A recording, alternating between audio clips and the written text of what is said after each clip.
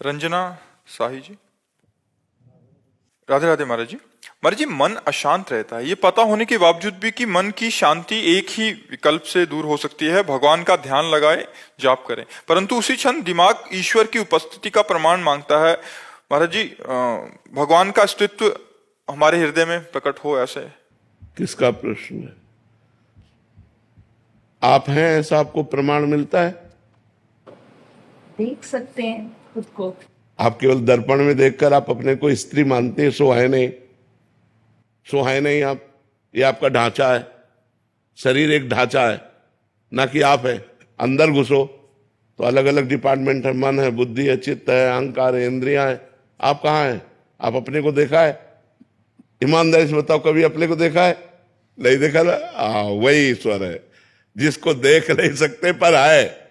आप है, इतना तो है ना कि आप हैं।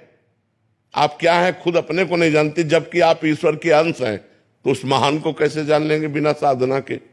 जब साधना की जाती है तो अपने आप का साक्षात्कार होता है, उसे कहते हैं आत्मबोध। आत्मज्ञानी वो मोक्ष को प्राप्त हो जाता है, जो अपने को जान जाता है। और जो परमात्मा को जान गया वो प्रेम को प्राप्त हो जाता है।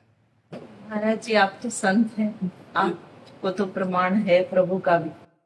नहीं, आप ये बताओ, क्या बुद्धि से आप उस परमात्मा को जान सकते हैं? अगर वो ना जाना चाहे तो जान। अरे आप में बैठा है, हम सही बात कह रहे हैं, आप ही हो। हम जो सत्य बात कह रहे हैं, गंगा जी की एक चम्मच चाहे गंगा जल निकालो या एक टैंकर निकालो, बोलोगे क्या? तो पूर्णमदः पूर्णमिदं पूर्णात् पूर्णमुदच्यते पूर्णस्य पूर्णमादाय पूर्णमेवावशिष्यते। उस पूर्ण का जो अवशिष्य होता है, अवशिष्ट शेष भाग, वो भी पूर्ण ही होता है। तुम परमात्मा स्वरूप, ईश्वर अंश, जीव अविनाशी, चेतन अमल, सहज सुख राशि। हम लोग शरीरों में पड़ गए, इसलिए हम समझ नहीं पाते कि ईश्वर क्या है। ये अनंत ब्रह्मांड, कृति माने होता है रचना, कृति माने रचना होता है ना। ये प्रकृति है नहीं, प्रकृति है कृति। ये प्रकृति किसी की रचना है कि नहीं? अपने आप तो नहीं बन गए। जिसकी रचना उसे ईश्वर कहते हैं, परमात्मा कहते हैं। किसी से पूरा तो संचालन हो ही रहा है, हमारी इच्छा से संचालन हो रहा है। समय से वर्षा हो रही है, समय से सूर्य निकल रहा है, समय से चंद्र निकल रहा है, आकाश मृत्यु सब अपना काम समय से कर रहे। तो कोई तो है जो सबको संभाल रहा है। जो सबको संभाल रहा है वही परमात्मा है, वही ईश्वर है।